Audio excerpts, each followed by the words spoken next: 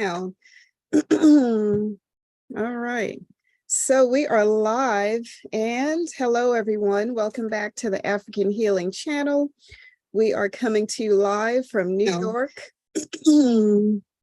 and Texas. My name is Dr. Sherry Mamjara Tao, and joining us today is our global CEO, trade and supply chain expert, Mr. Adebayo Adeleke, who's also known as Bayo from Supply Chain Africa. Thank you for agreeing to join us on the podcast today. Welcome. Thank you, Sherry. Thank you for having me. I know it's been I've been trying to make this happen for quite some time, but I'm glad I'm here, and I'm sorry that I could have made it earlier, but you understand my travel, so thank you for accommodating this. Yes, I can just imagine what it might be like as a global CEO. Tell us more about, different things you've been working on worldwide. It's just primarily right now we're focusing, though we're out of United States, but we're focusing on the African market. There is a lot that is going on the African market, and putting a lot of things in place. Digital economy, you and I spoke about it, creating the market space digitally for people to interact, to exchange ideas, and in the area of supply chain, most importantly, able to create different pipelines for professionals to be able to get professionally educated in the process, and also be able to link with each other and also exchange ideas and information. Information is power. If properly and rightfully channeled. And also, we're also monitoring the African Free Continental Free Trade Agreement, the execution of it and how things are kind of morphing. And more importantly, also the geopolitical and security scene across the continent, how things are shaping up and what are our contributions to it over the course of time. And more importantly, lastly, aggregation of data. The Africa that I know will not be able to leapfrog a lot of things if the data is not properly harnessed. Because through data, we'll be able to see a lot of things. A lot will be revealed in the process, and through revelation, we'll create solutions. So that's what we've been doing in the last at least 90 days. So yeah. Yeah. So you've been quite busy, and before we continue, because I want to ask you about the AFTCA, the African Free Trade Agreement, let me fill our viewers in on, how we met. I was watching the Nigerian news, Arise TV. Of course, I watched that, 4 or 5 times a week. I want to enrich my vocabulary and, get up to date about Africa. So that's my go-to place, Arise TV. So there I was watching Arise News, and your, ad for your company came up, Supply Chain Africa. And at the end of the ad, it says, there's a contact number, 817. And I'm like, that's the Texas number. So I called and you answered. And I was like, you know what? I needed help with, working with certain countries in Africa on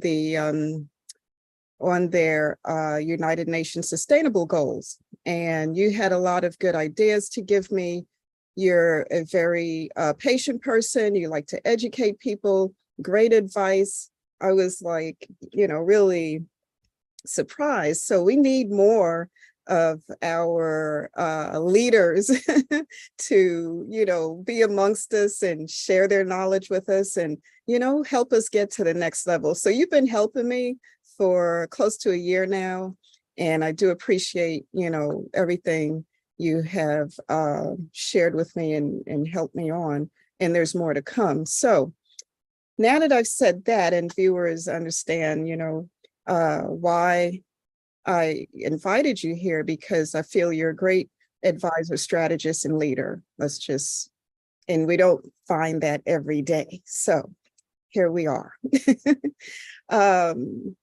So my question for you is about the African Free Trade Agreement. Let's begin that conversation. That's the $64,000 question. What is it? And how can businesses and individuals in different countries benefit from it? Uh, in simple terms, what I've discovered in the course of the last few weeks is the fact that African Free Trade Agreement is defined differently for different people, depending on your stake in it and what you're saying is. So it's a unified, ideally, endpoint.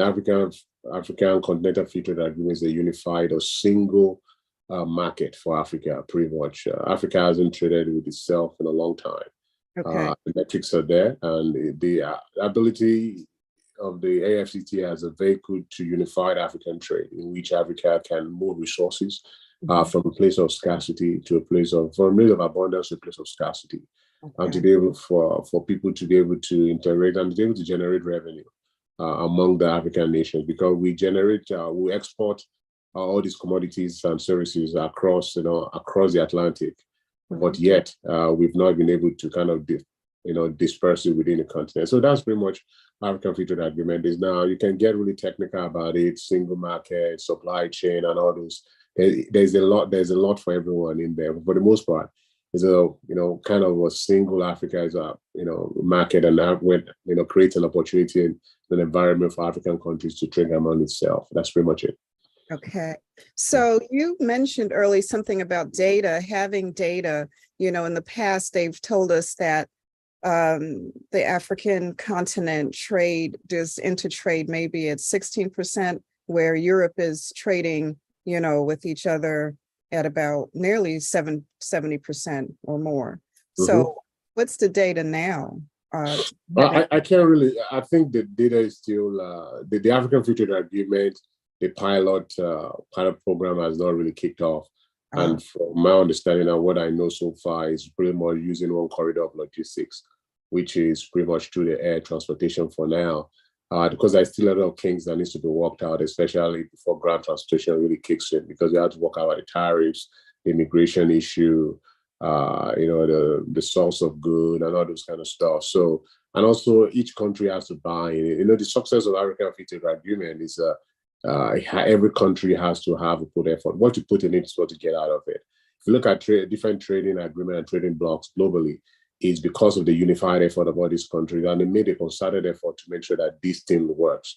So if Africa wants African Free Trade Agreement, Continental Free Trade Agreement to work, every country has to pitch in, and they have to pitch in and make a strong showing that we want to make this thing work. It's not, you can enact policies and whatnot, but sovereign nations will always triumph against any other, union or whatever trading blocks that they have. So it is important that as you're trying to kind of showcase your country's commodities and whatnot, you have to don't forget about the regional trading blocks and all the continental trading blocks as well. So it's the success of the whole African Continental Free Trade Agreement lies in the members' hands. People that are signed up on that treaty to make it work, they have to put it out there. They cannot allow they cannot allow the selfishness of their sovereign nation, which I don't know if that's the right word to put it, of their sovereign nation to trump the Africa, the African or the continental free trade agreement. But it's still a very interesting, journey for Africa to be able to make this work. But there's only, it's good that we're actually going on this journey. And I sincerely hope, despite the craziness in geopolitical landscape, despite the shakiness in democratic landscape across the continent, that we can actually make this work. And if we make this work, I think Africa will be awakened. So, right. So if it works, what should we expect? More jobs, more access? Because, in Europe, they're like, people can go from place to place on that continent freely, I guess. Yeah. So, and this thing is in phases, and I want people to be cautious of the expectation of African Free Trade Agreement and what it brings and what it doesn't, because if you expect too much, you might actually be disappointed. So we have to have a measured expectation towards African Free Trade Agreement, in the sense that goods first, and as time goes on, I think there's a pipeline coming up next about people. Because as you know, for you to travel between Africa is very challenging. It's an equivalent task to make it work. So it's very important for you to work. So ideally, if this thing works, supposed to create jobs, it's supposed to harness data information, it's supposed to, again, like I mentioned earlier, it's supposed to move commodities from places of abundance to places of scarcity. There's no reason why Africa should be trading to the other nations if they cannot trade within themselves, especially in areas that they are being scarce or being challenging. So we expect wide disperse of commodities that are not readily available in certain domains in certain areas to be spread across the continent. So all these things put in place is a great and wild expectation, but again, there has to be a lot of effort put in place for it to actually make it work. So jobs be created, borderlessness supposed to happen. That is the end goal of it. Borderlessness in Africa. I don't know how that is going to happen, but it's surely achievable. And we'll see. But if we break down the borders, and then what is it? We have one single African continent. So that's pretty much that tells the story in a nutshell. Right. So, I was watching Arise News and Dr. Arikana Chiambori-Quao was on there. I don't know if you've ever heard of her. She's like our warrior leader, that blew this thing wide open. So it seems as if, because I was even wondering, what the problem was on the African continent, why, no matter what we do, things just never got better. And then she, narrowed it down. There's just unfair practices and, just different things that a lot of us were not aware of that took place.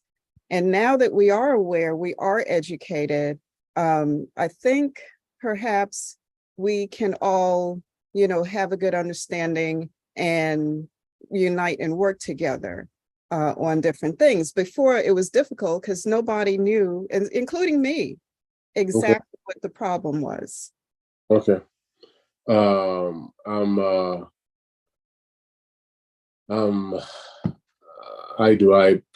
can I put this theory?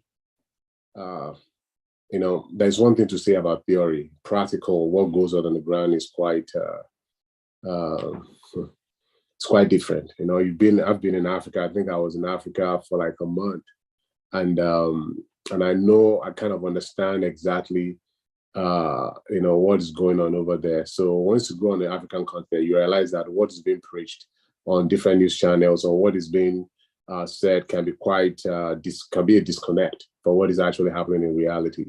So and it's very important that for us to have those kind of continuous conversation about how can we connect the theoretical aspect of it that we're trying to envision what Africa looks like, and then let's kind of match it with reality and makes what sense of it. Because I've seen a lot of people that have been talking a lot about African Free Trade Agreement and whatnot, and it's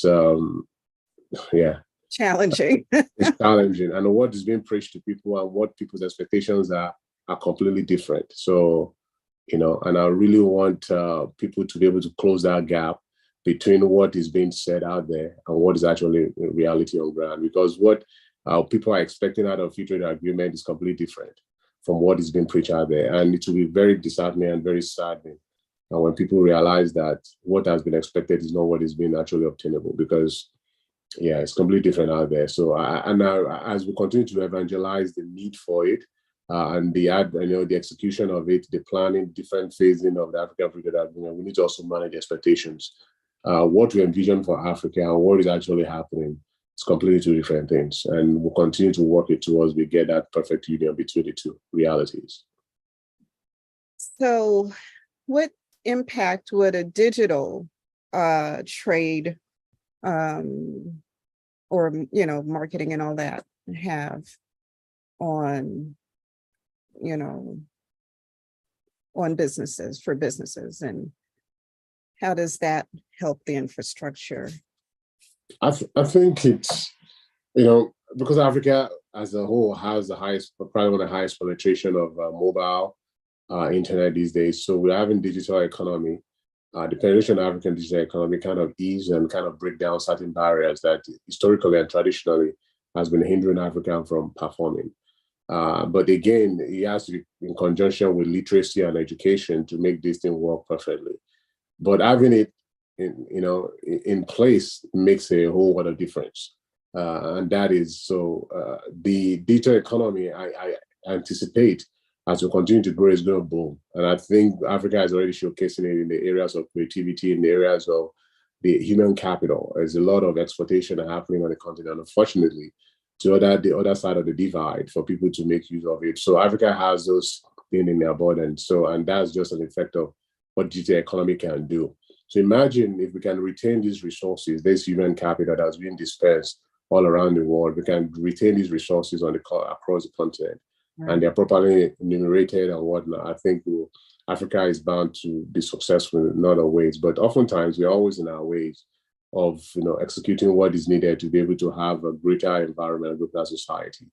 And these are conversations that need to be held among African nations of what kind of Africa do they want in the next 20 or 30 years. The Africa that they're current right now, is that what they envision for their kids? And those are, if we continue to put those questions in our decision-making process, I think we'll be able to achieve a lot as we continue to march into a different dispensation, because what we are doing now is a script for the next 20 to 30 years. And we need to be very careful in how we kind of execute how we craft our scripts out. So absolutely. Yeah. So where does blockchain fit into all of this? Blockchain is an emergence of, that give trust.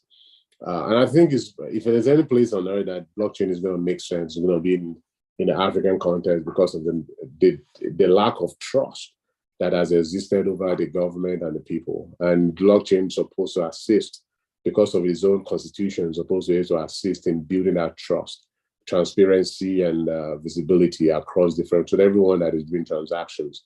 And more importantly, not among African nation itself, but also around the people that are, that are there to make, to make decisions so people can follow decisions of people that are there to make sure, okay, because now that we have information overload, people have access to information. But because of that, people believe they're empowered in such a way and in such a manner that they know exactly what is best for them and also for the rest of the nation. And when you have about hundreds of millions of people talking different terms, on this particular issue, it will become chaotic in a way. So blockchain gives ability to be able to narrow some of those things down, and making sure that the processes is quite trusted and also transparent. And if you can do that in African setting, I think you achieve a lot, because people will trust you, and when people trust you, a lot can be done. Because most of our dealings in Africa is still based on trust and loyalty, and it comes when those things are married together. So tell us about how AI fits into all of this.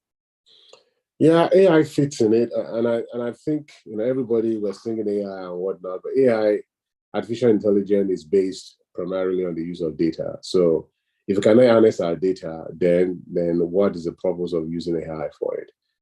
Data is a precursor for all these innovation. The reason why the rest of other nations are able to and ushered in AI is because they've been able to connect their data together.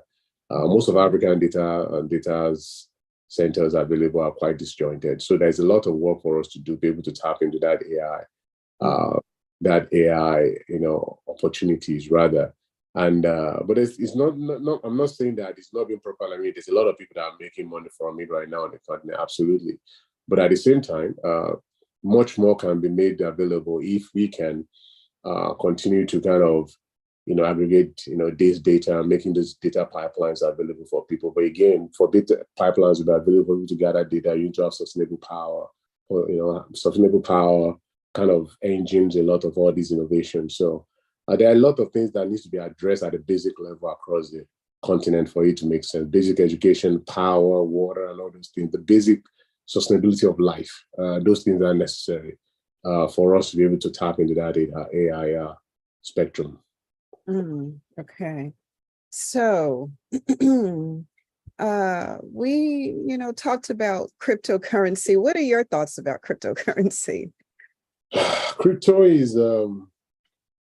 it's not stable yet for me. I've dealt with it for quite some time, and my feelings, and in as much as I don't want my biases and prejudicial learnings of it to merge my own professional opinion about it. I think there's a place for it. I think it creates an opportunity to do a lot of things, but because of lack of backing, what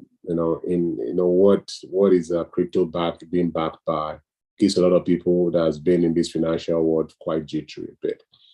I think crypto is not something that back in the days people used to be like, I don't know about crypto, but I think it has come to stay, if we like it or not. I think there's a use for it in businesses, there's a use for it in financial transaction, especially when we're trying to deconstruct the financial system globally. There's a space for crypto there, but there's still unanswered questions about how to reduce it in the use for nefarious activities when people are using it.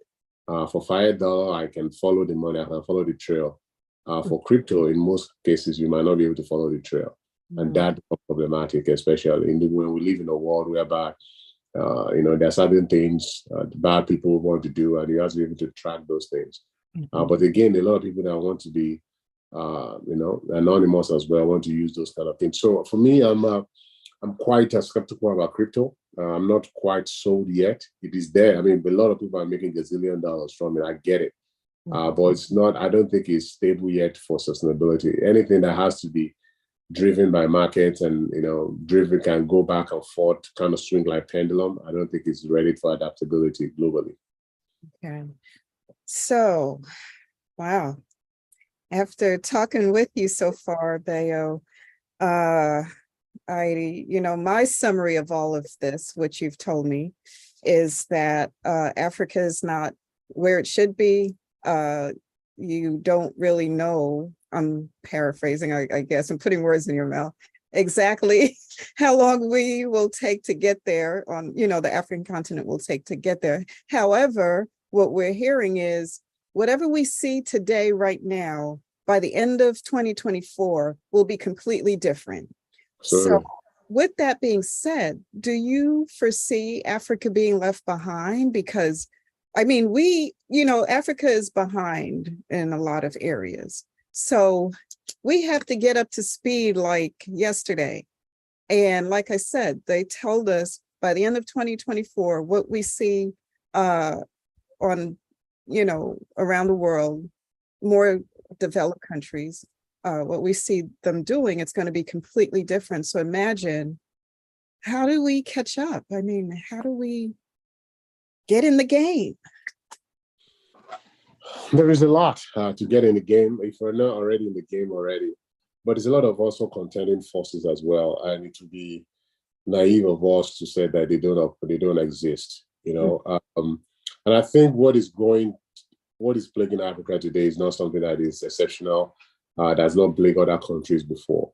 And I think we've not been able to tap into our diversity to be able to harness the energy. There's unity in diversity, and that particular energy in our diverse community can be a strength for us if I actually go for it. I think Africa could have been worse than what it is right now, if not because of the youthfulness on the continent, if not because of the progressive mind of the continent that have dragged the continent along. We will have been far, far behind of what it is right now. So there's still a glimpse of hope in it. I won't go out of the limb and say Africa will still be far behind.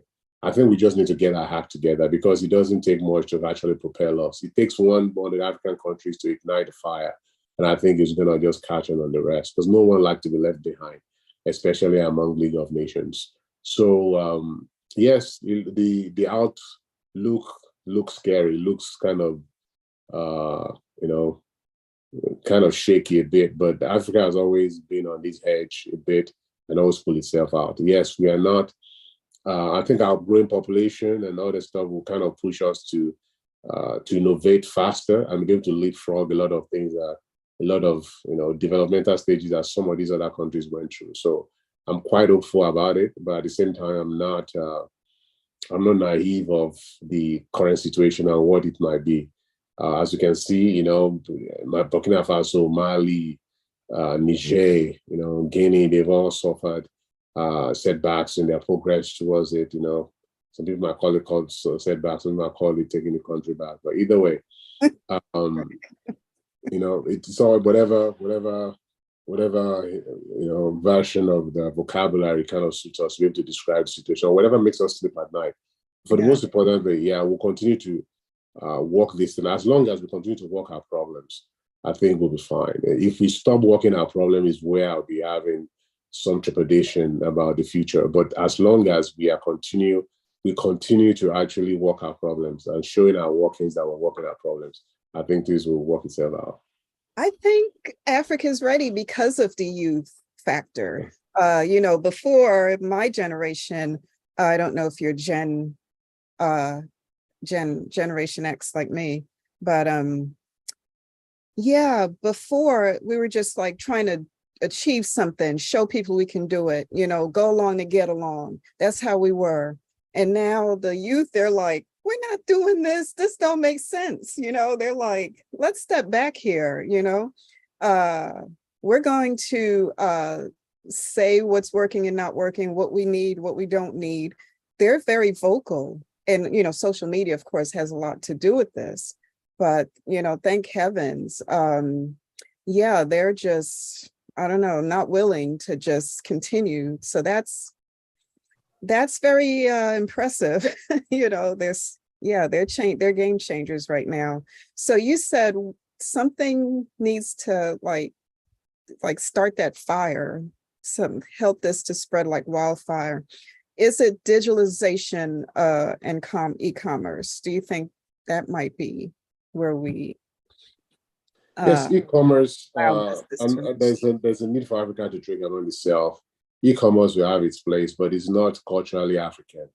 So, and those are the things that most people that want to trade on the continent needs to understand. That South Africa, not like any other Western nations, is still culturally grounded.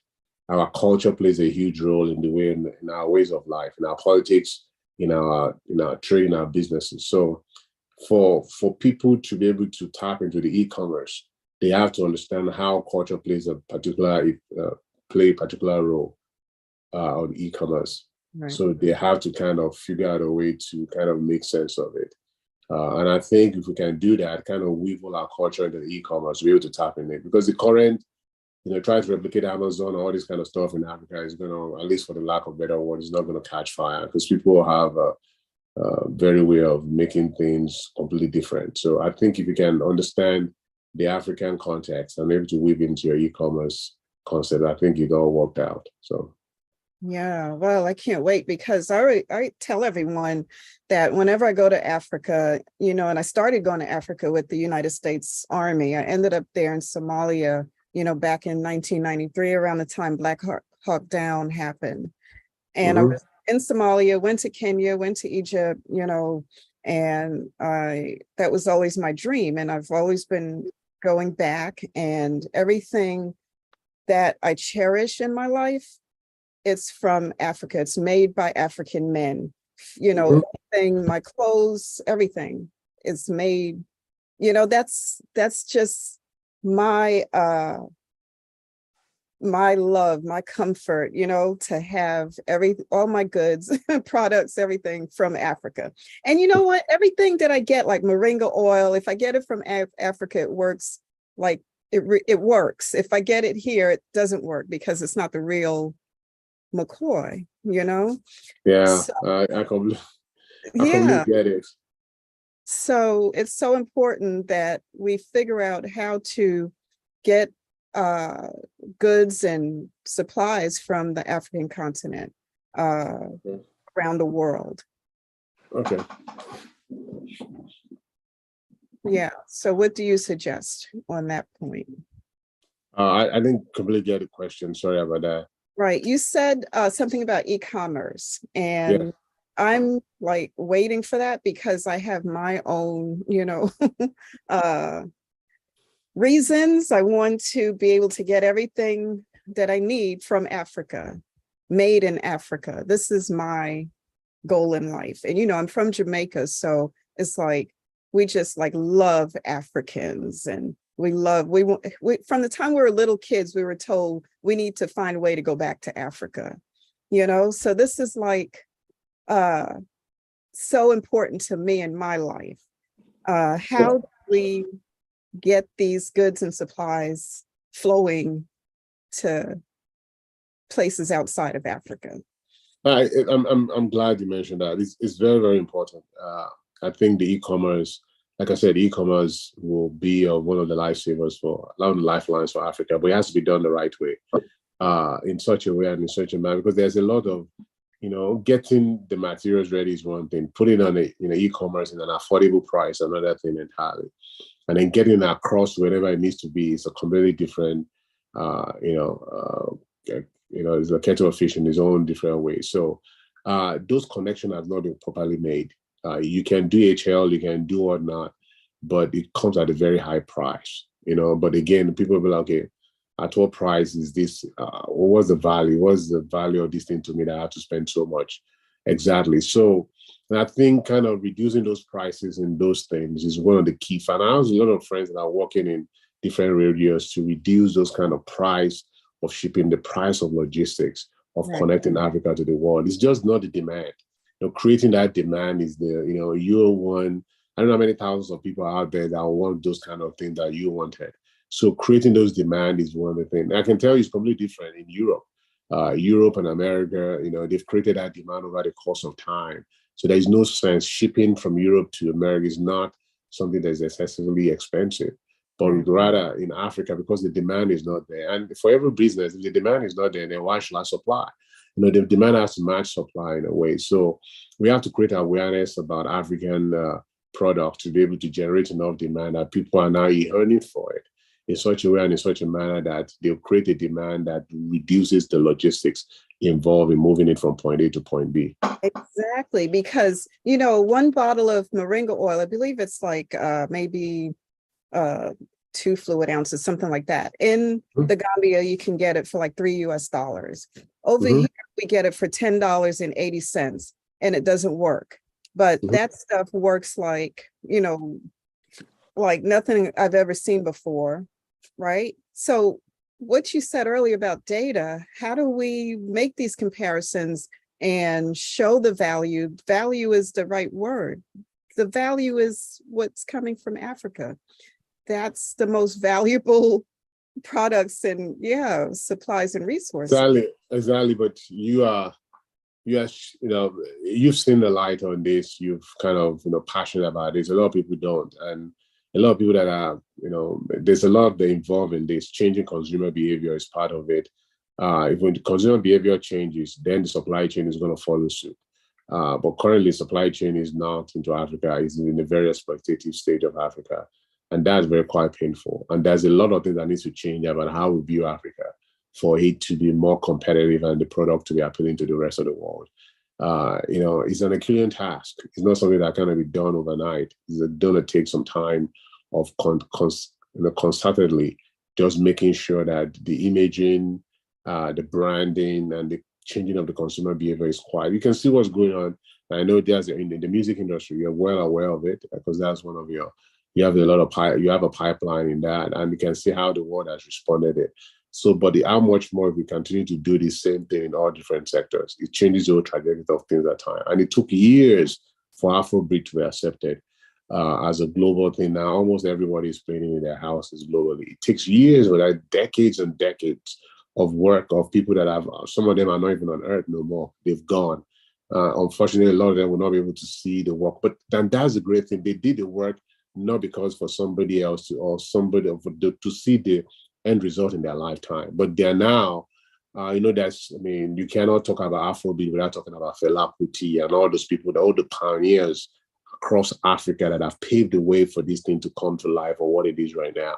So a lot of them, again, they've long gone, but their work speaks for itself, and that same thing, and I said, to the Africa and the utopia kind of stuff that we want to have in Africa might not happen in our lifetime, unfortunately, might not, because it requires a lot of work. It requires a lot of work. You have to change consumer behavior, you have to change, this involves a lot of work that is so far-reaching. It's so far-reaching. How do we change consumer behavior about stuff that comes in Africa? Even Africans don't even want to spend, they don't even use their own product.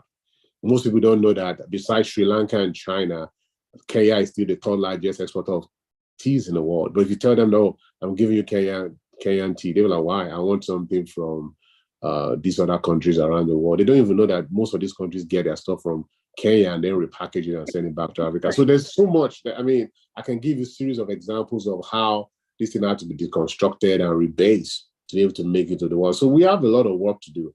Again, we might not see the results in our lifetime. And I'm trying to be realistic as much as I can, because saying anything otherwise would be very disingenuous, and also to make sure that we're just selling things that oftentimes is not going to come to reality. Yeah, so I was so excited to have you on the podcast today, and I should have gotten some tissues because now I want to cry.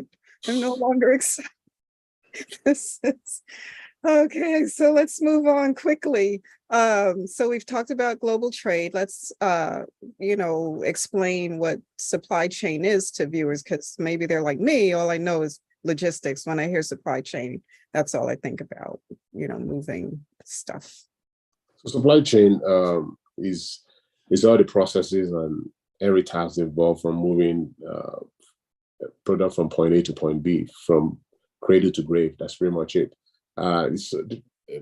Traditionally, it used to be very linear in nature, but the thing is so diverse now. It's so circular, it's so decentralized that it's almost everything is supply chain. Actually, life in itself is supply chain. Okay. So that's the best I could describe it because of because of time, without going into anything analytical and in nature that can make some of these things quite confusing. But every task and process involved from moving product and service from point A to point B, and or from grave to grave. So, yeah. So, what are some programs out there that could help businesses compete globally? That's my last question for you. Yeah, it depends on where exactly are we talking locally.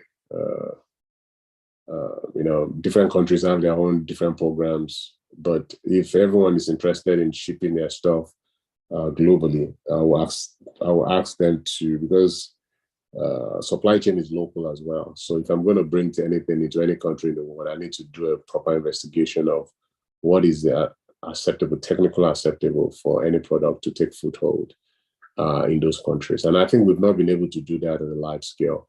If I want to move certain commodity from, let's say, Kenya to Sri Lanka, I need to know what is obtainable in Sri Lanka and how to receive it. And shipping one thing from Kenya is one thing. Whatever the thing turns to when they arrive at Sri Lanka is another thing entirely. And oftentimes we're so concerned about when he leaves here. But when he leaves here, he leaves Kenya in a 20-foot container with certain temperature and everything, being on the salty water, traveling and all those kind of things. So a lot of things will have changed in that particular commodity composition of it. And that itself could be quite problematic a bit. So by the time your product arrives at Sri Lanka, it's completely turned into a different thing, which by then doesn't meet the Sri Lankan standard. And then what do you have? Oftentimes they dump that thing at sea or whatnot. So these are some of the things. It's not about what you ship out of Kenya, it's what arrived at Sri Lanka. So we have to do a lot of work in making sure that if the product leaves here, is it going to be, by the time I arrive at Sri Lanka, it's going to be that same product that I anticipated in the first one? If we can crack that code, I think we have a lot to go. So we always advise people to do a deep dive and research about where the products are coming, they are going rather, and see how they can get their product in such a time and in such a manner at which it meets that local economy requirements. Okay. Well, Adebayo, Adeleke, thank you so much for being here with us today to, educate us about, the global markets and about supply chain. And if you are interested in, contacting Bayo, you can go to his website, supplychainafrica.org, correct? Yes, you can go to my website at supplychainafrica.org, and also you can go to adebayo@adeleke.com as well. I'm always on LinkedIn. LinkedIn is my social media of choice. It's my voice, it's my boombox, rather. So that's my safe space. So you can link me up over there. We can have conversations. We have ideas. Talk about consulting opportunities, advisory opportunities. Let me know, and we'll take it from there. Thank you so much for having me, Sherry. It's been a pleasure. Thank you. And I'll let you sign off. Thanks I hope you come back soon. Come back again. Anytime. Okay. Pleasure. All right. Have a happy Sunday. All right. Bye. All right, viewers. So we just want to thank Adebayo for stopping by, and please join us again tomorrow for another segment of the African Healing Podcast, where we'll tell you more about Martial Arts Monday that we're starting, and tell you more about the book from the second book from the trilogy. First, it was African Bodyguards, so now African Defenders is available on Amazon.com for free this week as part of our promotion. So we're getting ready to film another movie next year and also have a reality show. So we'll talk more about that tomorrow. And don't forget to like, share, and subscribe this video, and also leave your comments below. That helps us to reach more people. And I'll make sure I put Adebayo's information there as well. And also, don't forget to follow us on Instagram, Facebook, youtube.com/official Tao TV. Until tomorrow, viewers, have a happy